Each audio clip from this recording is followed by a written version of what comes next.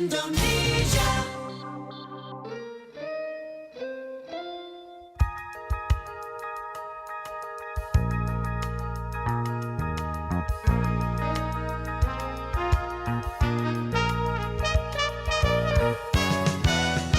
Smart Listener, mari dukung pertumbuhan ekonomi syariah Indonesia untuk kemajuan dan kesejahteraan bersama. Segera kami hadirkan Smart Syariah bersama masyarakat ekonomi syariah. Smart Syariah, mencerdaskan dan menginspirasi. Selamat mengikuti.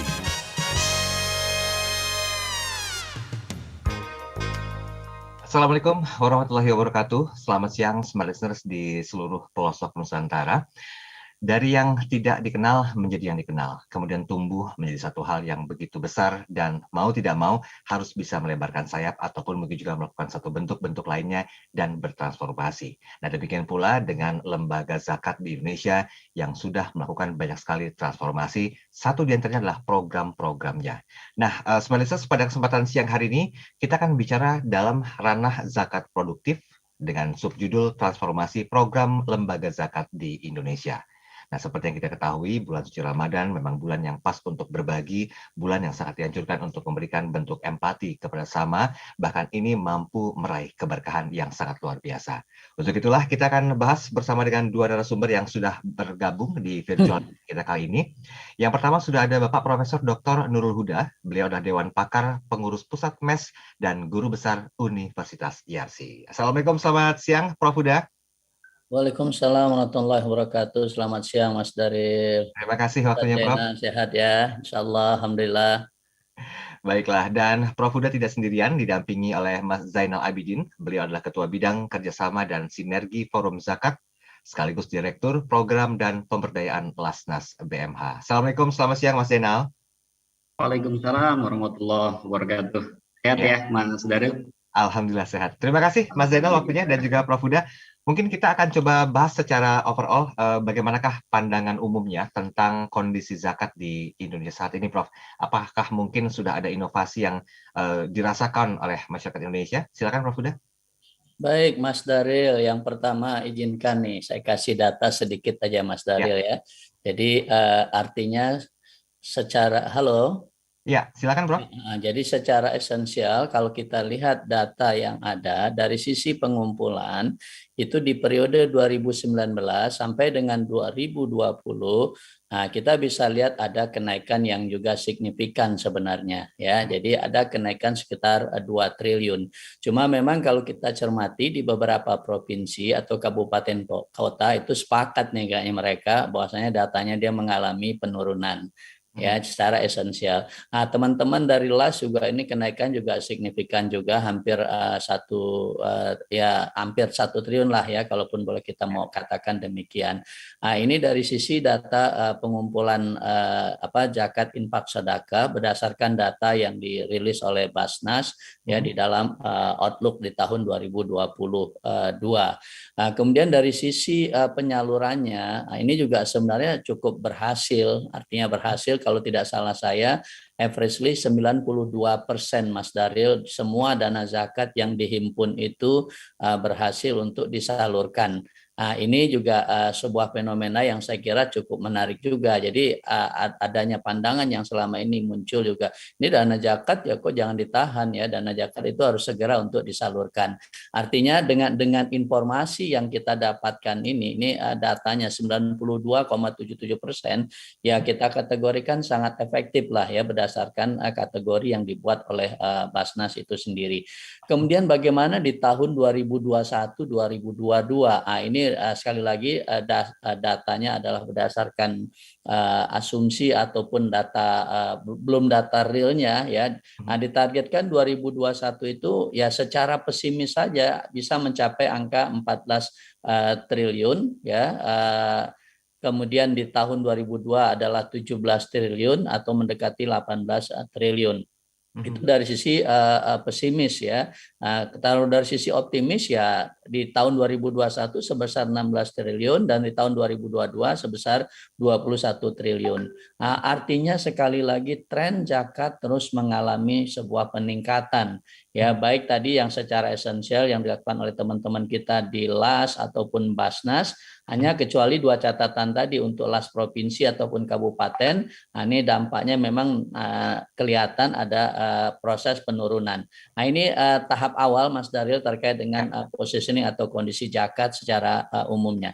Demikian Mas Daryl. Oke, baik. Ini kan kalau kita berbicara secara umum ya, Prof. Hudaya, tapi mungkin dengan kehadiran Mas Zainal Abidin di sini, beliau berkenan Mas Zainal untuk memberikan satu pembeda gitu ya. Saya nggak tahu apakah mungkin ada jenis-jenis zakat yang dikenal selain zakat produktif, tapi bagusnya kita coba bahas sedikit definisi dari zakat produktif itu seperti apa Mas Zainal? Ada nggak dengan bedanya dengan wakaf produktif? Atau mungkin sama saja atau bagaimana? Silakan Mas Zainal. Ya, baik Mas Daryl. Jadi kalau berbicara zakat produktif ini kan kita selama ini kenalannya kan zakat yang diberikan langsung pada mustahik ya, atau istilahnya zakat konsumtif.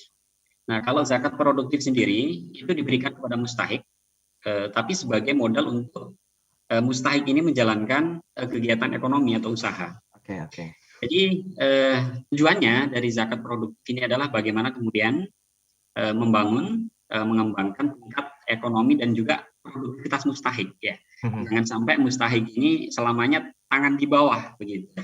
Ya, terutama mereka yang hidup di bawah garis kemiskinan. Jadi itu zakat. Nah, kalau wakaf sendiri itu harta benda atau pokok tetap yang diwakafkan. Jadi kalau kita baca Al-Quran itu ada wakaf, maka kita diharuskan untuk berhenti di situ. Ya, ada yang boleh lanjut, boleh terus dan segala macam. Maka wakaf ini harus tetap, gitu. Nah, wakaf ini karena pokoknya harus tetap, tapi kemudian digunakan untuk kegiatan yang produktif. Nah, namun hasilnya itu bisa disalurkan untuk tujuan-tujuan wakaf tadi, ya. Seperti ada, kalau kita kenal biasanya kalau wakaf itu kan seringnya 3M ya.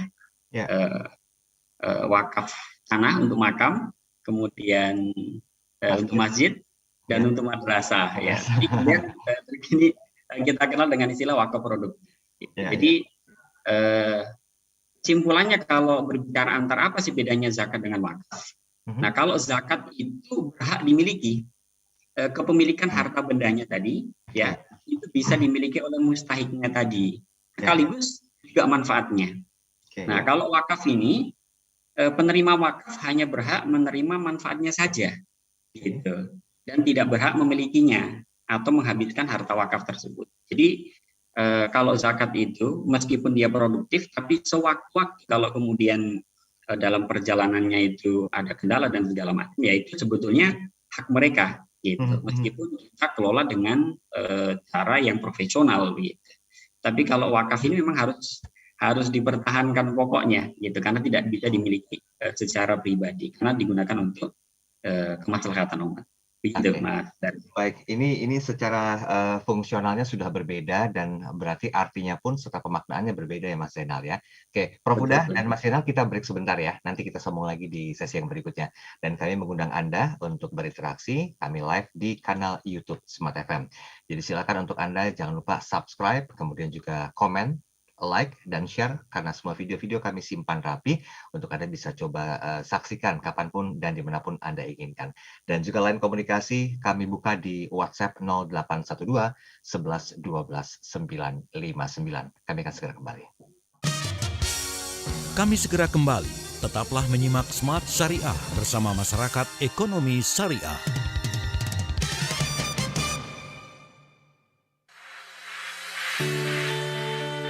Banyak hal baru di sekitar kita. This is my only favorite station.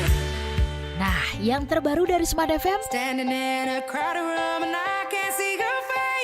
Anda bisa mendengarkan Smart FM melalui aplikasi Jux Music. Download melalui Play Store dan Anda bisa mendengarkan Smart FM dengan mudah sekali klik melalui aplikasi Jux Music. Download di Play Store dan Smart FM bisa Anda dengarkan dimanapun. All day, all night. right here. Smart FM Business and Inspiration, part of KG Radio Network. Thank you for always tuning in. Smart FM, Business and Inspiration. Berlalu lintas di kota besar memang akan sering mengalami kemacetan.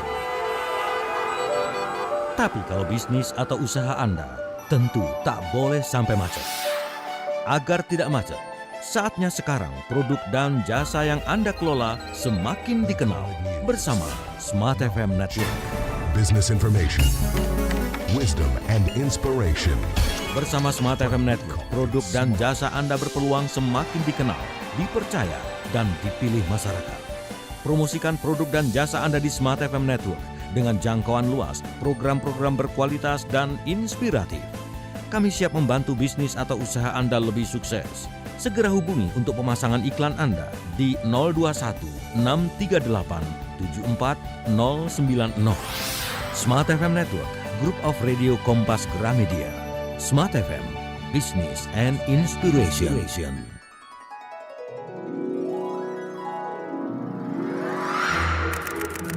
Anda suka posting foto-foto? Kalau gitu sama dong dengan Radio Smart FM. Kami juga senang memposting foto-foto berbagai kegiatan yang dilakukan oleh Radio Smart FM, baik yang di Jakarta maupun di seluruh Indonesia. Dan ada beragam kuis yang kami gelar di sana. Yuk, follow Instagram Radio Smart FM 959. Pastikan ya, follow Instagram @radiosmartfm 959. Smart FM, Business and Inspiration. Smart FM, the spirit of Indonesia. Kembali Anda ikuti program Smart Syariah bersama Masyarakat Ekonomi Syariah.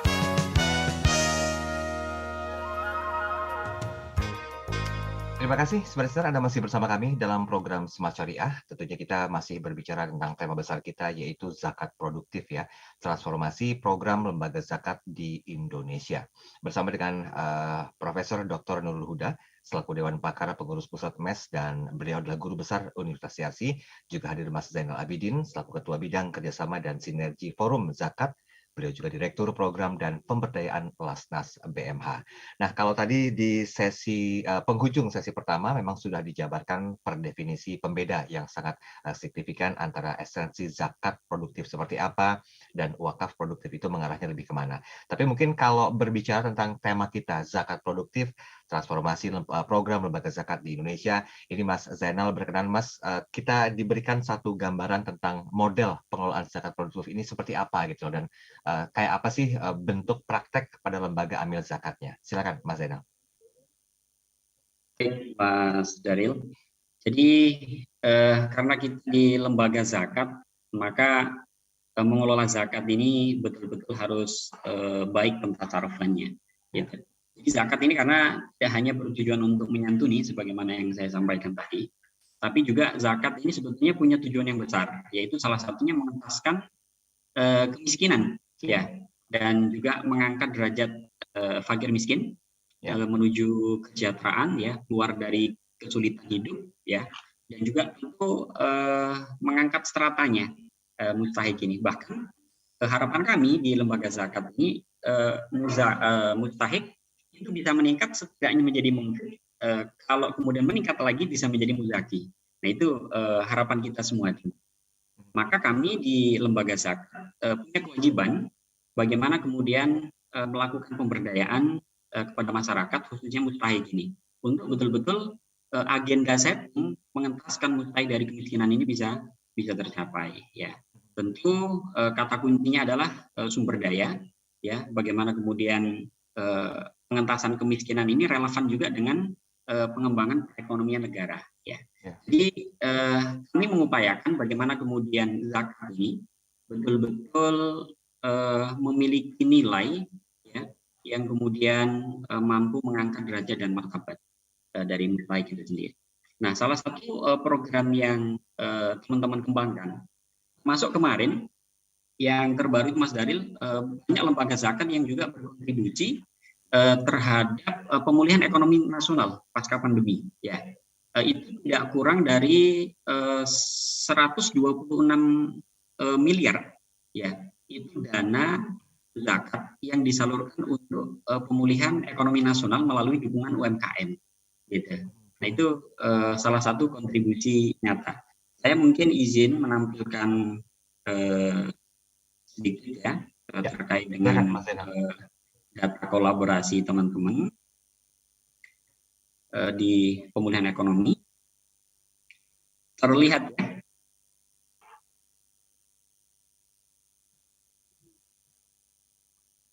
Ya, Mas Zainal, silakan. Ya, sudah nampak datanya, Mas Dari? Ya, Sudah. baik. Nah, jadi kontribusi gerakan zakat dalam pemulihan ekonomi nasional ya pasca pandemi kemarin, ini kita grab data dari 82 lembaga. Ya, kebetulan kami ada sekitar 190-an lembaga zakat Indonesia. Nah, khususnya di 33 provinsi ya ada 71 lembaga, karena kemarin data ini ada di sektor kesehatan ya karena pandemi, kemudian di dukungan UMKM ya. Ada 126 miliar ya yang kemudian dikontribusikan mulai dari Jawa Barat sampai dengan Aceh dan Jawa Tengah. Sektor usahanya pun macam-macam ya. Mulai dari jasa penjualan ya, perdagangan, pertanian ya, kemudian ternak dan lain sebagainya. Artinya kita di lembaga zakat ini memang betul bagaimana kemudian lembaga zakat itu juga aktif berkontribusi ya terhadap pemulihan ekonomi nasional. Salah satunya melalui pemulihan ekonomi nasional pasca pandemi COVID-19. Dan yang lain tentu yang selama ini sudah dilakukan oleh teman-teman. Contohnya kami sendiri di BMH itu juga ada program pemberdayaan ekonomi yang kita namakan dengan Sekolah Ibu Hebat. Jadi Sekolah Ibu Hebat ini, Mas Daril, salah satu contohnya, kita memberdayakan ibu-ibu yang kita utamakan adalah orang tua tunggal, janda. Ya, maka kita namakan Sekolah Ibu Hebat. Jadi janda ini dia sekaligus sebagai ibu dan juga sebagai ayah untuk anak-anaknya. Mereka harus menyekolahkan, mereka harus survive, mereka juga harus sebagai ibu rumah tangga dan segala macam. Nah, ini yang kemudian kita lakukan. Gitu. Termasuk ada juga kami kebetulan punya program yang basisnya pesantren yang tersebar dari Aceh sampai Papua. Itu juga kita bagaimana kemudian pesantren ini kan selama ini dalam tanda kutip bergantung gitu ya kepada donatur dan segala macam. Nah, kita inisiasi ada program yang namanya Lumbung Pangan Santri. Bagaimana kemudian yang pertama strategisnya lembaga zakat ini membebaskan lahan pertanian untuk kemudian lahan pertanian ini dikelola oleh santri bersama dengan masyarakat di sekitar lingkungan pesantren. Gitu. Jadi swasembada pangan bisa dilakukan, kemudian alih fungsi lahan juga bisa dipertahankan, pemberdayaan masyarakat di sekitar pesantren itu sebagai jaring pengaman sosial pesantren. Nah, upaya-upaya yang kita lakukan seperti ini itu juga mendorong tidak hanya kemudian individu, tapi kemudian bagaimana lembaga seperti pesantren, ya, kemudian masyarakat di sekitar pesantren, ya, kemudian buruh-buruh tani yang ada di sekitar pesantren juga tetap mendapatkan pekerjaan sebagaimana profesinya. Nah, hari ini, Mas Daril, untuk kayak ibu-ibu tadi, apa kita bikin Sekolah Ibu Hebat? Karena rata-rata ibu rumah tangga, mohon maaf, mentok paling ya kalau SMP atau SMA sudahlah, nanti juga di dapur gitu kan. Artinya untuk bekerja di formal itu juga susah gitu. Persaingannya dengan dunia karena memang dari aspek pendidikan tadi tidak masuk. Gitu. Nah, itu yang kemudian kita lihat ini potensi untuk kemudian kita gagas yang namanya zakat produktif tadi. Ya. Kemudian ada teman-teman juga punya desa berdaya, kemudian ada juga seperti Dompet Duafa punya sentra perkebunan, ada rumah kemasan. Bagaimana kemudian jika ada potensi di satu wilayah, satu tempat ya. Contoh yang saya lihat kemarin itu di dekat zona Madinah, itu ada 15 kakak yang diberdayakan di situ. Ya, ada bisa bikin keripik dan segala macam, dibikinkan namanya rumah kemasan. Jadi mereka tinggal produksi yang ngemas dan segala macam, packagingnya itu ada di kita. Itu modalnya kita kasih, pemasarannya juga kita bantu. Jadi itu upaya yang kami lakukan. Termasuk yang terbaru, Mas Daril, pasca bencana kemarin, itu di Madiun dan di Lombok ya. Kita tahu ada bencana gempa besar di Lombok. Nah, pasca gempa itu kita kolaborasi dengan teman-teman di Lembaga Zakat. Itu ada peternakan lebah madu di Lombok dan juga sentra ternak ya di Madiun. Itu kolaborasi Lembaga Zakat dari dana-dana zakat yang kemudian diproduktifkan. Nah, ini saya kira praktik baik yang perlu dipertahankan gitu di lembaga filantropi, karena zakat ya dan wakaf ini instrumen penting ya dalam membangun ekonomi umat ini. Baik. Singkat sedikit saya mau nanya Mas Zainal, mohon izin. Ini dari mustahik ke muzaki sudah ada datakah terkini yang sudah melakukan perpindahan dari yang tadinya menerima menjadi pemberi? Ya, jadi setidaknya kami bisa memastikan bahwasanya mustahik ini setidaknya bisa menjadi munfik ya. Kalau program Sekolah Ibu Hebat tadi, jadi mereka itu kita kelompokkan, kita kasih ada yang modal, ada bantuan peralatan dan segala macam. Dan lembaga zakat tentunya itu tidak hanya memberikan modal, tapi yang penting adalah dampingannya, bagaimana kemudian konsistensinya, sustainability programnya, maka adakan yang namanya pembinaan. Itu setidaknya 2 pekan sekali atau 1 bulan sekali ya, minim-minimnya. Nah, di dalam pertemuan itu kita anjurkan setiap anggota ini untuk berinfak. Nah, infak itu nanti digunakan untuk apa? Atau bisa juga digunakan untuk tahun. Misalkan di antara anggota ada yang sakit, nah dari uang infak yang terkumpul itu untuk beli obat, untuk jenguk dan segala macam. Kemudian ketika ada yang tertimpa musibah, kecelakaan, dipakai untuk bantu. Jadi mereka kita tanamkan juga mindsetnya supaya tidak tadi selalu bergantung kepada lembaga zakat. Jadi setidaknya mereka menjadi munfik ya.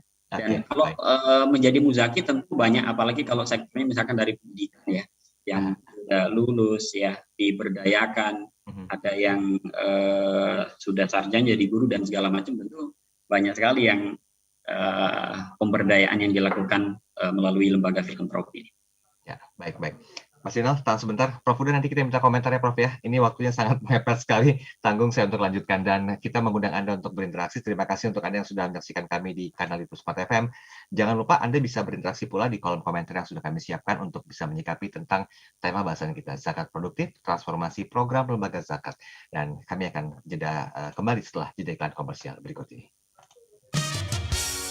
Kami segera kembali. Tetaplah menyimak Smart Syariah bersama Masyarakat Ekonomi Syariah.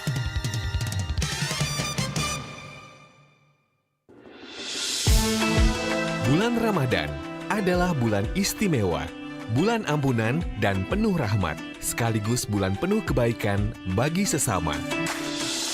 Nikmati berkah Ramadan bersama KG Radio Network, Sonora, Motion, dan Smart FM dalam berbagi takjil dari masjid ke masjid mulai 4 hingga 25 April 2022 di Masjid Jami Al-Aman, Masjid Nurul Islam Fatahillah, Masjid Al-Karim Jakarta Barat, Masjid Al-Mujahidin Depok, Masjid Jami Baitul Mukmin, dan Masjid Al-Hidayah di Bekasi, Masjid Jami Al-Hidayah Cakung Jatinegara, Masjid Agung Al-Jauhar Yasfi Bekasi, Masjid Jami Al-Intizom Jakarta Utara, Masjid Jami Al-Huda Jakarta Timur, Masjid Jami Al-Mubarok Jakarta Utara, Masjid Jami Darussalam Jakarta Selatan, Masjid Jami Al-Hidayah Depok, Masjid Jami Al-Mutakin Jakarta Utara.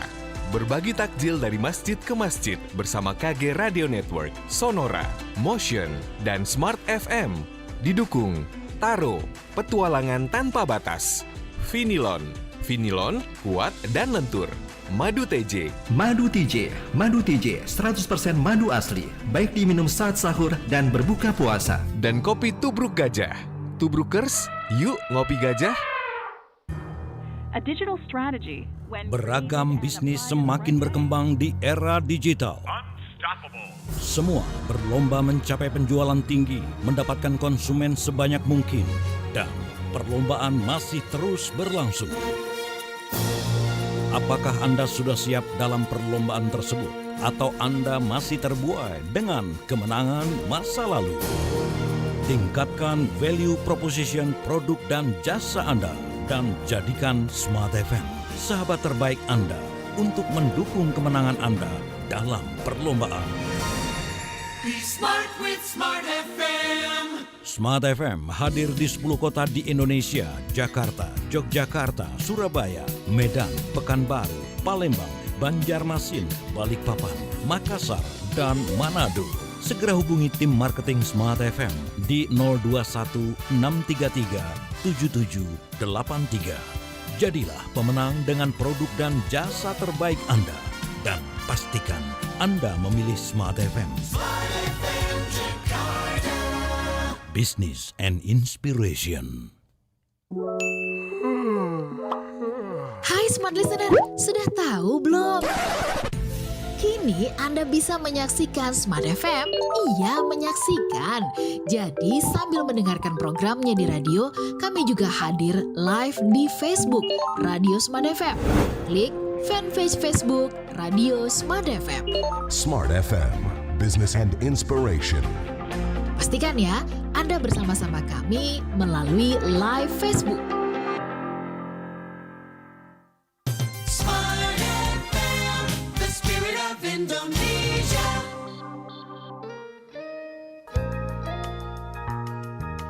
Kembali Anda ikuti program Smart Syariah bersama Masyarakat Ekonomi Syariah.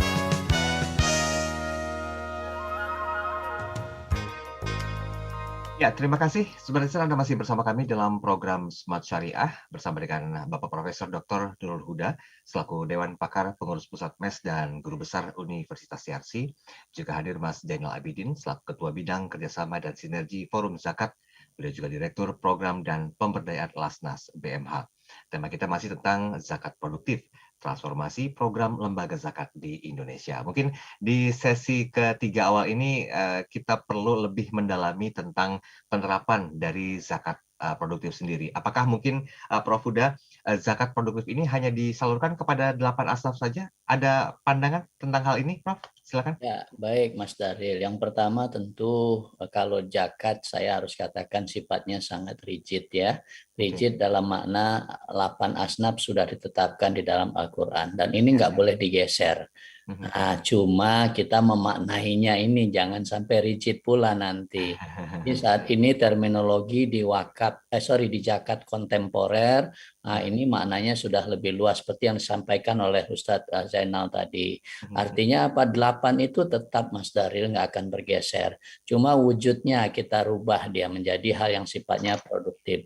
Kalau dulu saya kategorikan ada yang sifatnya charity, nah ini ada tapi jangan banyak lah charity. Karena dia akan memanjakan sifatnya. Kalau Mas Daril kategori asnaf nih, pakir saya asumsikan saya kasih Mas Daril uang zakatnya habis sebentar Mas Daril. Ya, tapi kita ciptakan supaya Mas Daril tidak ada sebuah ketergantungan. Yang kedua kita ciptakan Mas Daril bisa menghasilkan sesuatu seperti yang diharapkan Ustadz Zainal tadi. Secara esensialnya kita akan geser dia pelan-pelan. Ya, jangan Anda selalu berada di ranah mustahik. Sedapat mungkin cobalah bergeser secara bertahap. Sampai pada satu titik tentu harapan kita adalah dia bisa menjadi muzaki kelaknya. Ini yang idealnya. Sehingga berbagai cara pendekatan dilakukan. Ketika kita menghadapi orang yang tidak mampu, apakah dia fakir ataupun miskin, kita kembangkan kegiatan beasiswa pendidikan buat mereka. Artinya apa? Dia mendapatkan sesuatu dari dana zakat itu sendiri. Jadi kalau saya mau katakan pembidangannya Mas Daril, jadi yang pertama ada yang lari ke sektor pendidikan, ada yang lari ke sektor kesehatan, ada lagi sektor bencana, nanti ada lagi sektor ekonomi. Nah, itu kurang lebih alokasi-alokasi yang terkait dengan asnaf zakat yang disampaikan tadi. Wujudnya yang dia berbeda nanti di sana. Nah, saya kira itu gambarannya seperti itu Mas Daril. Baik. Ini mungkin kita perlu bongkar dapur juga ya, Prof ya, dan juga Mas Huda ya, Mas Zainal ya, tentang tahapan pengelolaan zakat produktif yang ada saat ini seperti apa gitu. Apakah mungkin dengan istilah hadirnya transformasi pada program lembaga zakat ini ada satu perubahan yang signifikan atau tidak? Mungkin ini Mas Zainal boleh menjelaskan. Silakan Mas Zainal. Baik, Mas Daril. Jadi terkait dengan tahapan pengelolaan ya. Bagaimana zakat produktif ini. Jadi sebetulnya kami di lembaga zakat juga mempunyai konsep perencanaan dan pelaksanaan memang secara cermat ya Seperti kami biasanya mengkaji apa sih kemudian penyebab kemiskinannya. Apakah kemudian ini kemiskinan dari nasabnya, ataukah kemudian kemiskinan dari mentalnya? Gitu. Nah, itu penting juga gitu. Ini dua hal yang berbeda ya sebenarnya. Sebelum kita melangkah lebih jauh gitu. Kalau miskin dari nasabnya bisa jadi karena memang tidak ada modal dan segala macam, memang lingkungan tidak mendukung, kemudian potensi daerah setempat juga mungkin potensi alamnya dan segala macam kurang mendukung. Nah, banyak faktor ya. Maka kita biasanya melakukan assessment apa sih kemudian penyebab kemiskinan itu, ataukah kemudian ini karena memang lapangan pekerjaan di situ tidak mendukung sehingga mereka mau nggak mau ya bergantung.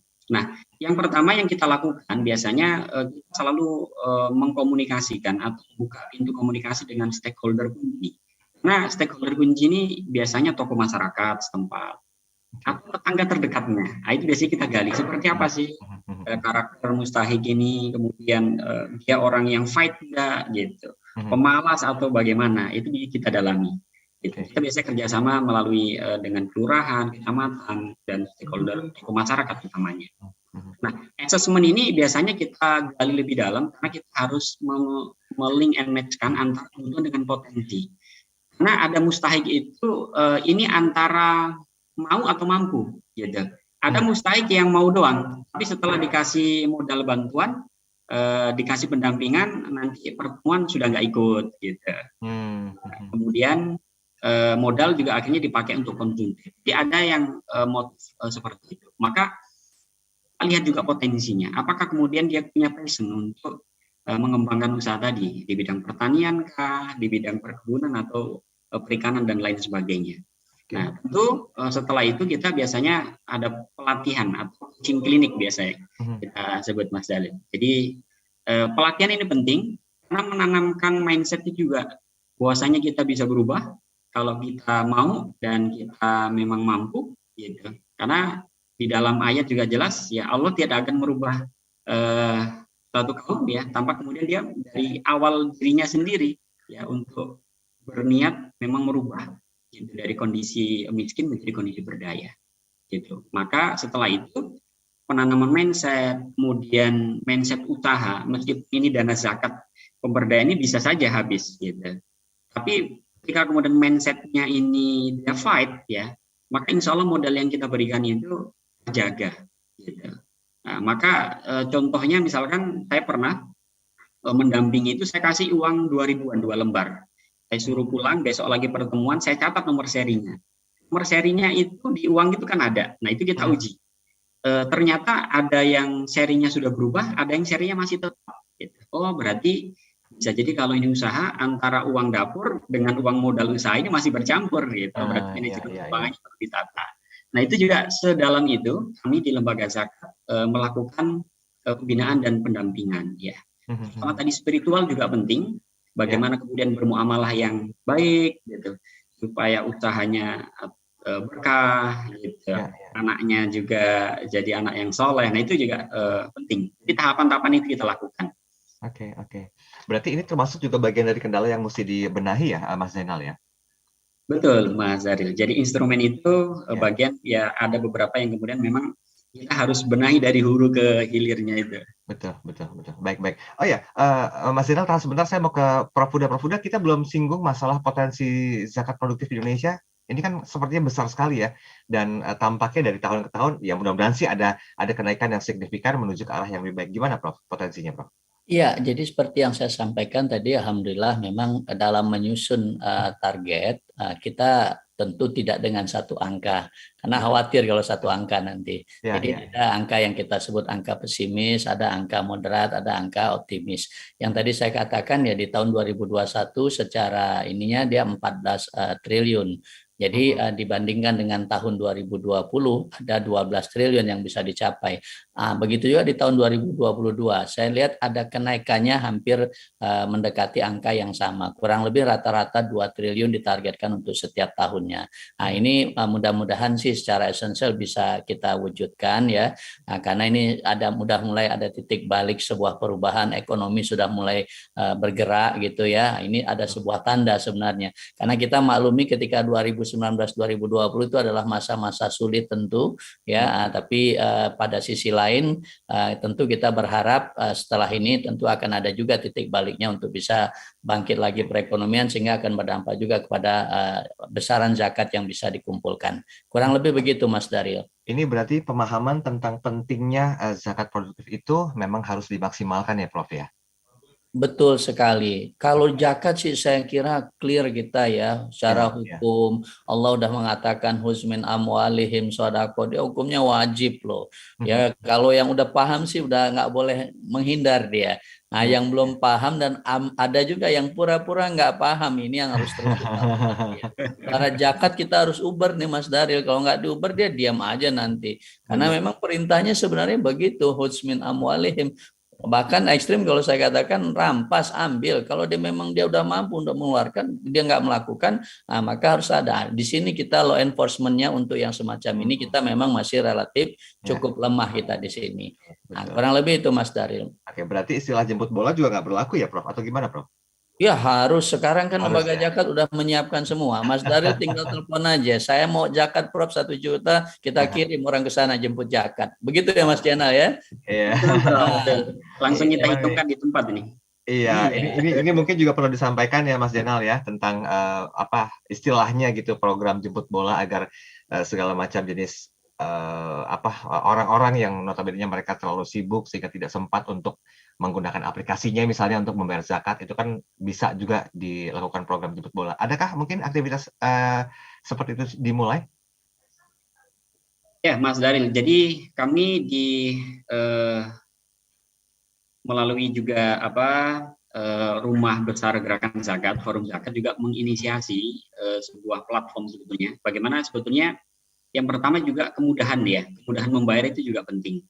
Selain juga kita memang edukasi. Bahwasanya zakat ini kan ya kalau dalam hadis Rasulullah bilang zakat yang 2,5% itu bisa merusak seluruh harta kita yang 97,5%. Ya.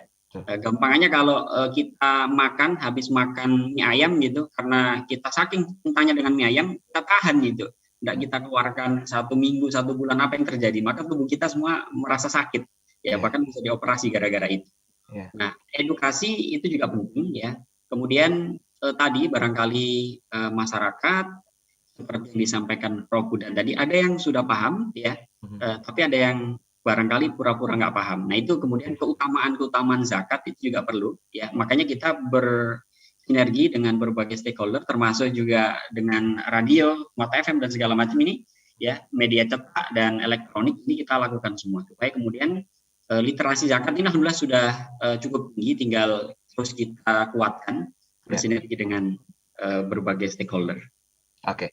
Baik, kita masih punya satu sesi terakhir ya, Prof Huda dan juga Mas Zainal Abidin. Nanti kita akan coba bahas dari sisi kendala dan juga tantangan terbesarnya seperti apa gitu loh, untuk bisa memaksimalkan pengelolaan zakat produktif di Indonesia. Nanti kita sambung lagi di sesi yang terakhir.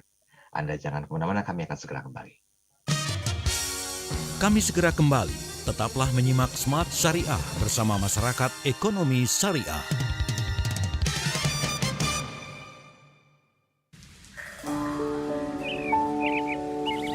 Pagi-pagi memang seneng banget dengar kicauan burung. Tapi kalau dengar kicauan tentang apa yang dilakukan dan update dari Smart FM, juga bisa loh. Smart FM, Business and Inspiration. Follow Twitter Smart FM @radiosmartfm959 dan dengarkan kicauan-kicauan kami tentang berbagai hal yang positif. Pastikan follow Twitter @radiosmartfm959.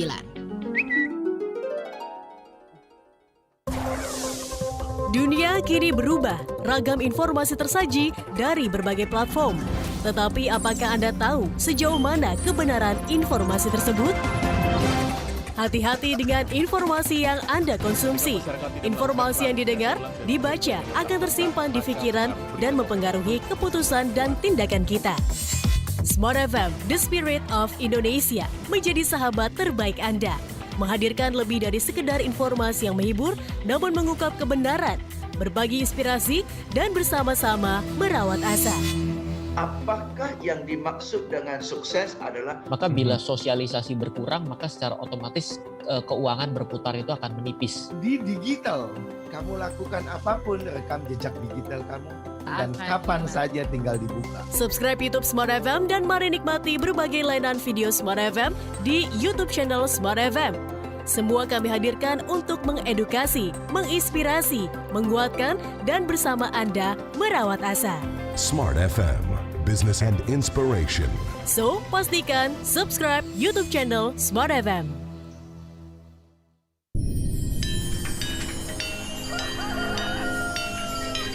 Waktu terus berganti. Setiap masa memberikan makna. Berbagai kemajuan teknologi kian memudahkan, kian mendekatkan. Demikian pula Smart FM. Anda tidak hanya bisa mendengarkan kami melalui FM radio atau streaming di www.radiosmartfm.com. Isn't it nice? Anda juga dapat menyaksikan kami di YouTube channel Smart FM. Bener nggak sih solusi hidup lebih mudah, lebih tenang, dan penuh keberuntungan itu semuanya bersumber dari sebuah pikiran? Yes, betul banget. Pastikan Anda subscribe Smart FM. Dan mari lebih dekat dengan kami. Follow Instagram @radiosmartfm959, Twitter @radiosmartfm, dan fanpage Facebook Smart FM. Smart FM, The Spirit of Indonesia, Business and Inspiration. Smart FM, the spirit of Indonesia. Kembali Anda ikuti program Smart Syariah bersama Masyarakat Ekonomi Syariah.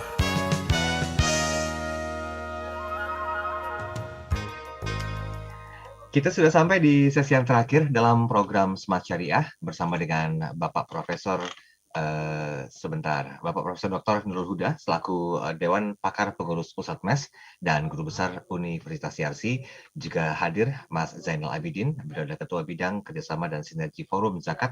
Beliau juga Direktur Program dan Pemberdayaan Lasnas BMH. Dan hari ini kita akan coba maksimalkan lagi ya. Tapi setelah tadi Prof. Huda di awal menyampaikan pencapaian seperti apa, kemudian juga how to-nya sudah dijelaskan oleh Mas Zainal. Ini satu yang belum Mas Zainal disinggung mengenai hal yang berhubungan dengan kendala secara spesifik ya. Karena nggak mungkin kan jalan tuh mulus begitu saja. Saya yakin ada kendalanya, ada tantangannya yang mungkin dihadapi dalam pengelolaan zakat produktif di Indonesia. Apa kira-kira Mas Zainal yang bisa sampaikan dan seperti apa satu bentuk mapping untuk solusinya?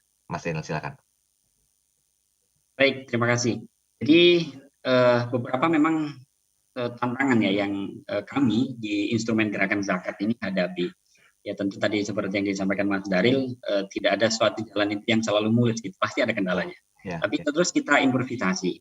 Nah, salah satunya belum matangnya perencanaan program. Ya, jadi ada lembaga zakat yang memang secara core-nya itu tidak di ekonomi. Nah, kemudian background amil ini kan macam-macam ya, ada yang sarjana agama dan segala macam. Nah, itu biasanya program itu tidak sustain ya. Bisa jadi setelah 1 tahun karena kurangnya pendampingan, kurang matangnya perencanaan dan segala macam. Nah, ini juga menjadi tantangan bagi lembaga zakat itu sendiri. Maka upaya-upaya yang kami lakukan salah satunya adalah menggandeng pakar dan juga dunia akademisi. Gitu. Ya, kita biasanya minta nasihat seperti ke Prof. Huda dan segala macam. Bagaimana ini pengembangan pemberdayaan mustahik, gitu. Pelaku usaha seperti apa? Bagaimana ini membangun mental yang kalau ibaratnya ini dana sosial, tapi bagaimana bisa dikelola betul-betul, bagaimana kita mengelola bisnis gitu. Jadi fight dan survive gitu. Nah, maka kelibatan pakar, pendamping baik dari akademisi, pelaku usaha ini juga penting karena mereka sudah tahu apa yang kemudian harus dilakukan. Sudah expert ya? Sudah expert, betul. Ya. Oke, itu saja Mas Zainal. Ya, yang kedua memang tantangan yang terbesar itu hari ini masih rendahnya jiwa kewirausahaan mustahik. Jadi ini juga artinya kami pasti memilih melakukan asesmen yang dalam, karena kalau mustahik tadi tidak satu passionnya tidak ada, kemudian dia juga tidak fight, kemudian kebutuhan dasarnya itu belum terpenuhi, maka jangan diharapkan kemudian program produktif ini berhasil. Dan yang terakhir, Mas Daril, tantangannya adalah bagaimana kemudian kita membuktikan kepada Muzaki, karena sebetulnya Muzaki ini kan butuh transparansi. Apa sih produk pemberdayaan yang kemudian mampu hadirkan di tengah masyarakat dan memang itu menjadi portofolio program yang baik, praktik baik zakat produktif ini bisa hadir di tengah masyarakat dan bisa dilihat langsung oleh Muzaki. Nah, maka tentu Muzaki akan sangat yakin bahwasanya dana yang diberikan itu tidak habis begitu saja, tapi kemudian memberikan kemanfaatan jangka panjang. Gitu. Itu yang hari ini tantangannya di lembaga zakat, bagaimana tata kelola program-program produktif ini bisa berjalan dengan baik. Oke, baik. Ini Prof Huda, PR-nya masih banyak ya Prof Huda ya. Tantangannya juga masih ada terkait dengan literasi dan edukasi, sehingga ini pertanyaan pamungkas di menit terakhir. Bagaimana sebetulnya peran dan kontribusi MES baik pusat dan juga daerah, mungkin juga melibatkan para stakeholder lainnya dalam menghadapi fenomena yang disampaikan oleh Mas Zainal ini. Silakan Prof. Ya, yang pertama tentu peran MES ya. Pertama, MES kapasitasnya adalah terus membantu konsep literasi ya, edukasi terkait dengan zakat yang ada ya, dengan berbagai macam pendekatan-pendekatan yang biasa dilakukan. Jadi ada pendekatan yang secara umum tentu adalah kita melakukan kegiatan-kegiatan seminar dengan tematik-tematik zakat dan wakaf ya. Kemudian juga yang kedua, kita langsung ketika ada suatu, mohon maaf tentu ada kejadian yang kita tidak inginkan, maka kita langsung berkontribusi dalam kegiatan tersebut ya. Jadi aktif secara langsung dalam kegiatan tersebut. Nah, kemudian juga MES juga dia punya ada lembaga yang kita sebut dengan lembaga semi otonom. Nah, itu punya fungsi yang di sana dia menjalankannya. Jadi saya di MES juga sebagai ketua dari ELSA. Nah, di ELSA itu Mas Daril ya, kita kerjasama dengan Kementerian Agama. Penyuluh-penyuluh Kementerian Agama itu kita berikan semacam gambaran pelatihan. Jadi artinya dengan modul yang sudah kita siapkan di sana. Sekali lagi itu juga adalah bagian dari peran yang bisa dijalankan oleh MES ya, dalam rangka tadi ikut serta dalam mengembangkan perzakatan yang ada di Indonesia. Nah, kurang lebih itu Mas Daril. Baik, kita ambil konklusinya. Saya mau lempar ke Mas Zainal dulu. Apa Mas Zainal dari Gerakan Zakat Indonesia dan juga Forum Zakat, konklusi yang bisa disampaikan sehubungan dengan pembahasan kita hari ini? Nanti menyusul Prof Huda, silakan. Baik, ya Mas Daril. Jadi hari ini tantangan kita di Gerakan Zakat Indonesia ini semakin kompleks, gitu ya. Selain tadi yang saya paparkan kaitannya di faktor internalnya, baik di lembaga zakat yang memang terus berupaya bagaimana menguatkan literasi dan juga konsep model-model pemberdayaan yang sukses, aspek mustahik juga menjadi penting. Tantangan eksternal hari ini juga yang semakin kompleks ya.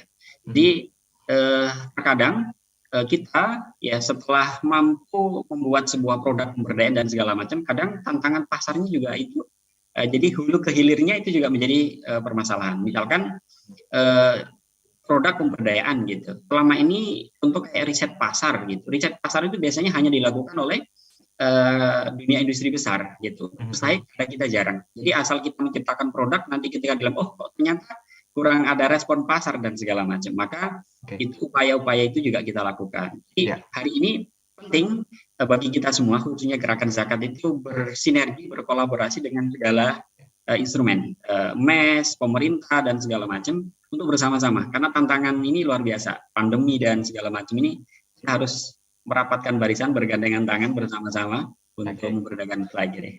Baik, Prof, izin Prof, 1 menit saja Prof, konklusinya silakan. Baik, yang pertama lembaga amil zakat LAS ataupun BAS saya kira terus harus berbenah diri ya. Digitalisasi sesuatu hal yang tidak bisa kita untuk hindari. Tentu untuk mereka yang belum mampu untuk masuk ke sana harus segera untuk masuk ke sana. Yang kedua saya kira tetap ya zakat produktif harus yang terdepan ya, supaya tadi ada dampak yang bisa kita ukur tentunya, dan itu memang sudah terjadi ya terkait dengan dampak positif dari zakat khususnya dalam hal mengurangi kemiskinan, tingkat pengangguran. Nah, itu secara esensial kita sudah masuk di sana. Saya kira itu ya langkah yang harus tetap dilakukan.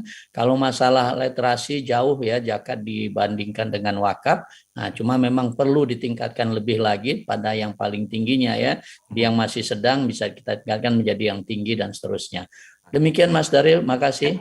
Ini sebenarnya tugas bersama ya Prof. Huda dan juga Mas Zainal ya untuk bisa memberikan kontribusi yang positif. Jadi dengan adanya zakat produktif ini insya Allah bisa kembali memutar roda perekonomian dan merubah keadaan menjadi lebih baik lagi. Prof. Huda, terima kasih banyak waktunya untuk siang hari ini. Ya, Mas Zainal, terima kasih banyak. Salam untuk rekan-rekan di Ustaz Zainal. untuk semuanya. Sehat terus, Prof. Terima kasih sudah bergabung bersama dengan kami. Insya Allah kita ketemu lagi di pekan depan dengan tema dan pembahasan yang berbeda. Dan video ini kami simpan di kanal YouTube Smart FM, jadi Anda bisa kapanpun menyaksikan video-video yang sudah kami simpan di kanal YouTube Smart FM. Kami akan akhiri perbincangan ini. Wabillahi taufiq wal hidayah. Wassalamualaikum warahmatullahi wabarakatuh. Waalaikumsalam.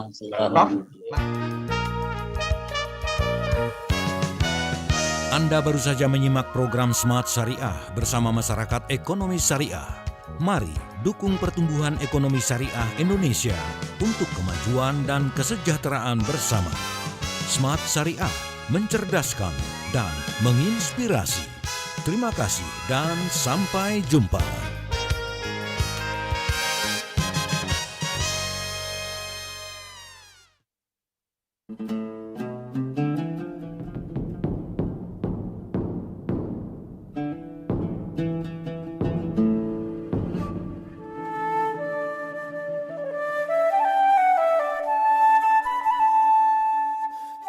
Waktu sholat zuhur telah tiba.